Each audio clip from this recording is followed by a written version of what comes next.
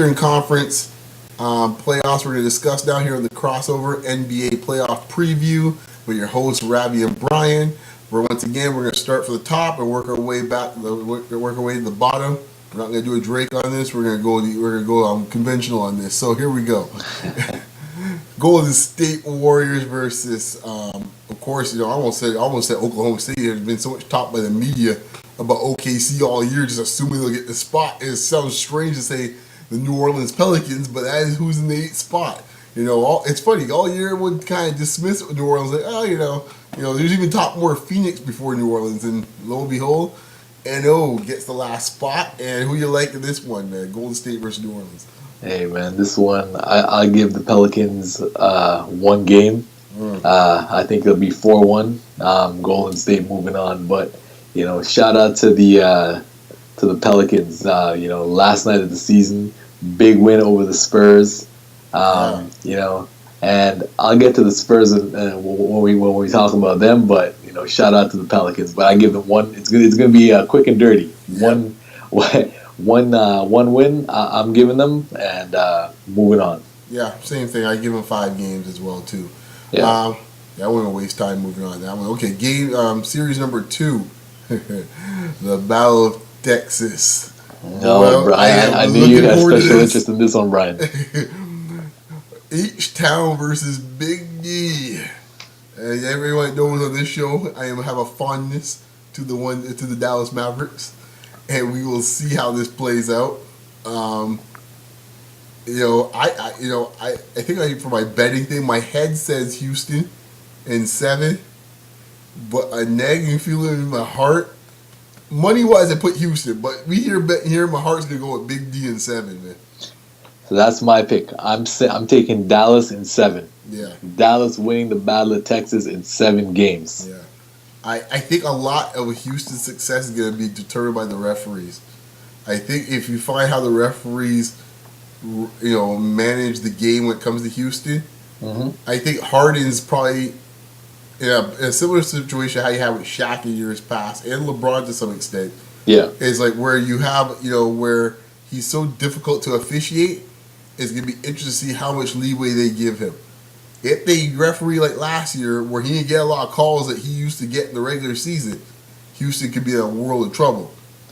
Yeah, and if you look at his scoring, he's a great scorer, but a lot of his points come from the line. So, that's gonna play a big factor. Yep. So we'll see how that all plays out. I think that's gonna be the most fascinating part of that whole series. I mean, Carlisle, I was watching Grantland this evening, but there's so many bad free throw shooters in this series. We could see a lot of hack of something, hack of Dwight, hack of Dorsey, hack of Smith, hack of Rondo. I mean, take your pick. It could get ugly. You see the 3 hour and 30-minute games in this series. But yeah, I think something about this, is nagging me more and more. I like Dallas's chances, the veteran leadership. So see how it all plays out. Series number 3. Wow. Who knew this series would come in the past 48 hours ago when we did the last podcast? Oh, number 3, Clippers versus the San Antonio Spurs, the defending champions, the 6th seed. Just one loss. You said it best, my friend. You were prophetic when you said in this case how fast one team could jump up, and you used the Spurs as the example just a week ago. Exactly. What goes up must come down. And boy, oh boy. I'm sure the Clippers are sitting there going, like, really? Are you kidding me? And Chris Paul's wondering, like, can I catch a break? Can I live? Hey, I'm going to say it right now. Don't be surprised if this is the last time that you see this group of Clippers together. Well, because I don't see them beating the Spurs. I think it'll probably go 6 games. I'm giving San Antonio 4 games to 2. Yeah. But that being said, the Clippers do have home court advantage in this series. Right. And I mean, you know what, Pop? It serves you right.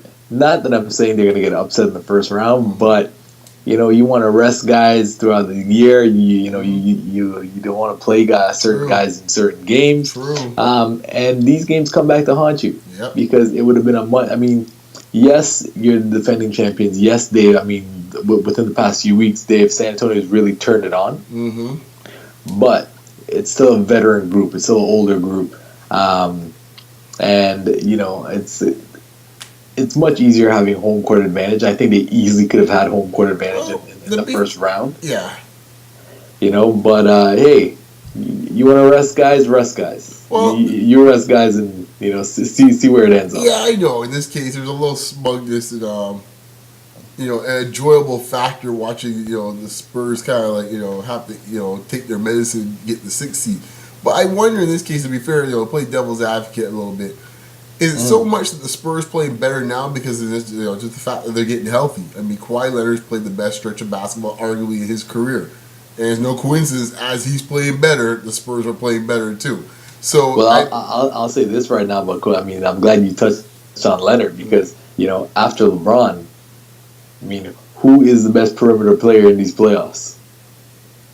I would go with Leonard, to be quite honest. Really? I would think, yeah. I would think so. Going two-way? Yeah, it could be an argument, yeah. Yeah, I mean, because, I mean, I don't think, when they put him on Steph Curry the other night, boy. Well, yeah, that's true. But then again, Harden's have his way with those dudes. So, hey, that's who they would run into in the next round. I mean, in the Western Conference, I mean, I would put Leonard on whoever your top scorer is. I would put him on there because in terms of the elite perimeter two-way guy. I got LeBron 1 and I got him 2 in these playoffs. Enough, yeah, we'll see. I mean, this is gonna be I think this is what was it? Wrestling has a match like this. Loser leaves town type of match. This is kind of loser leaves town match in this case here, where if Spurs lose, it could be the last time for the band. Duncan might say, it's been fun, guys. I'm gonna cool out in the Virgin Islands. They might go back home to Argentina. Like it's like the Ginobili. Like that could work the other way too. I know what you're saying for the Clippers side, but it could cut both ways when it comes to Spurs as well too. Oh, definitely, and I mean, but I think with regards to the Spurs, I think everyone's kind of expecting these guys. I mean, everyone's expecting Duncan to retire really soon. Everyone's I mean, they had a good run. Spurs have had some bad losses in the playoffs. People just think is like. So, oh no, you're absolutely right. I mean, when they were up like 2-0 over OKC a few years back, and OKC came back, stormed back 4 straight. Don't forget the Memphis series. There's been the Memphis first round series. So they've had their moments. They've had their moments, but I think it's a little more. What's the word for it? I guess the Clippers fans will feel it a little more just because. There's been such high expectations the past 2-3 seasons with this Clipper team, and the furthest they've got is the second round. Very true. So we'll leave it there because I know that's kind of the matchup I think everyone's kind of looking forward to in the first round. But now the last matchup, which is kind of an underrated matchup, but I'm kind of looking forward to this one a little bit, man. It's an old. I think this is the sleeper matchup of the first round. Yeah, and Portland usually has the sleeper matchup. When you go into the playoffs, no one usually puts a lot of spotlight in Portland, but usually their playoff series usually end up being pretty entertaining. Obviously, last year at Houston, arguably was the best first round series. I mean, then you have Portland, Dallas a few years ago had some unbelievable. Dallas made the run. To win the championship, that was a great series then too. When Brandon Roy just went off in there, and so they've had some memorable series. Of course, they've had some that didn't go their way that are memorable too. Hey man, if we go back a few years, you had that one with I think it was Portland, Houston. Well, yeah. When Brandon Roy hit that shot, right? Right. So, of course, we know about LA, Portland. We won't go there today, but they've had plenty of memorable series. Shout out to the Kobe stop. There's an anniversary for that, isn't it? It's like the 50th. I think it was yesterday or day before. I think I saw some little blurb about that. Anyways, Portland, Memphis. Who you got? Hey man, I got Memphis in 6 games. Memphis in 6 games. I like Memphis in the series as well too.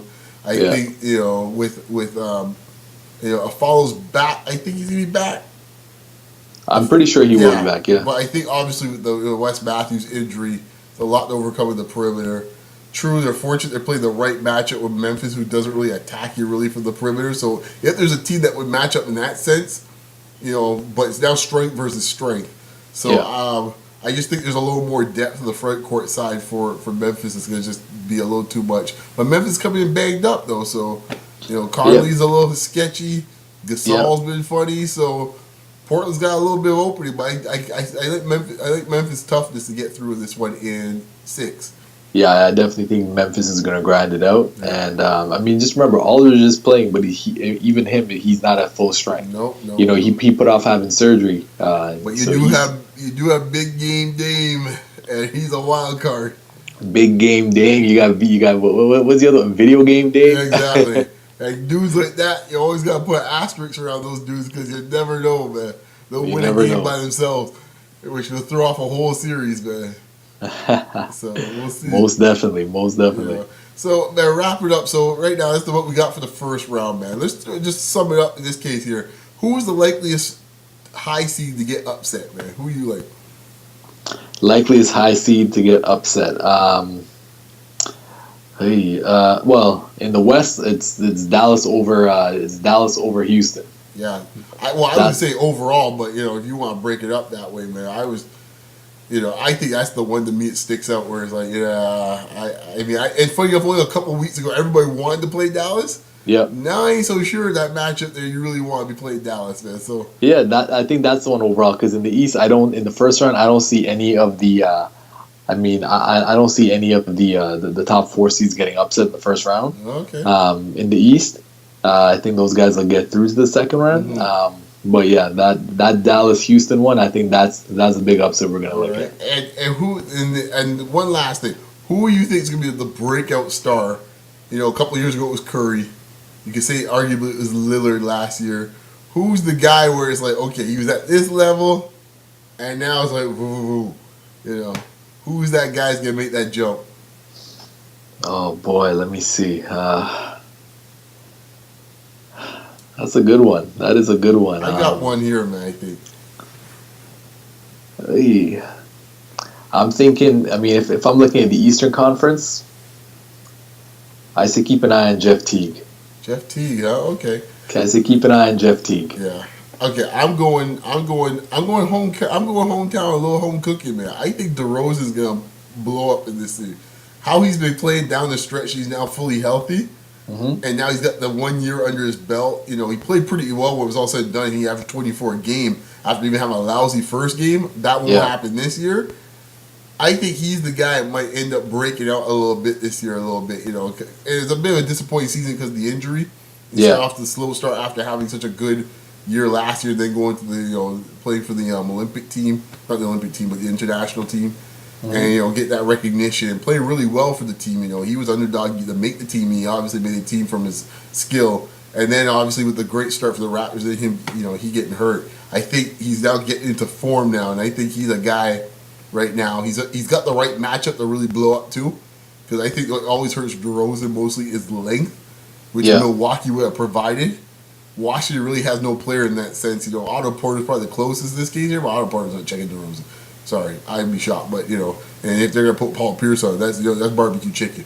So, sorry, barbecue roast, wherever you want to call it, but it's not really pretty. So I don't know. That's my pick on that one, man. Yeah, I think the great thing with DeRozan too, coming down the stretch, not only can he create, but if he gets sent to the line, he's showing the ability to knock down those shots, and that's key. It's key in the regular season, even more so in the playoffs. Yeah, and I think. And this for Raptor fans, everyone always says, Lowry's the best player of the team, which I never really bought into that per se. Heart and soul, you want to put it that way, that intangibles, fine. But when it comes down to it, to me, this team's always most effective when DeRozan has the ball in his hands. And I think not just as a scorer, I think you're starting to see him as more as a playmaker. He can only do really when the team draws a true double team. And I think when they don't have him, the free throw component you mentioned before just drops immediately. And then the other component in this case here, they don't have any way of getting an easy basket because they don't have any way to draw a double team. So the thing is, I would like to see the offense a little. I don't want them to get to the point where it's just pass the ball to DeRozan during the first half and set the tone. No, I want him to have enough energy to be able to finish the game strongly. Right. But additionally, on the defensive end too, I want to see him, with all his athleticism, be a really good, perimeter defender. I think he's been good in stretches. Yeah, I'm not saying he hasn't. Yeah. Not saying he hasn't. Yeah. But I want, it's a fine balance You know, he in terms of managing those minutes in the I hear playoffs. you. To me, he's the one guy in the perimeter. Funny enough, I don't feel that bad with defensively. Like he's always in decent position with his guy. He didn't put himself out of position compared to some other players or some other guys don't even bother trying. And he's improved his defense a lot. We've seen some great games against him with Joe Johnson, some with LeBron, where he's kind of like, saying like, yo, we're gonna slow this down and stuff like that. It's not gonna happen on my watch. So Yeah. I mean, some of the other guys now, but we'll leave it at that. Man, those are our picks for the first round. We'll be going through it next week to break down how things look, how our picks look. It's gonna be a lot of fun, man. I've been looking forward to these playoffs for a while, man. So let's get it on. It's about that time. Let's get ready to rumble, baby. Doubt, man. We might do a quick little impromptu one after the Raptors game. We'll see how it all plays out, the logistics, everything. So who knows? Stay tuned for that, man. You might see something on Saturday. Stay tuned. Exactly, man. All right, Ravi, where can the good folks find you as usual? At Mr. Ravi_Porvita. And you can find me at Beyond Locker Room, short form RM, man. Take care, everybody, and we'll talk to you next week. Peace.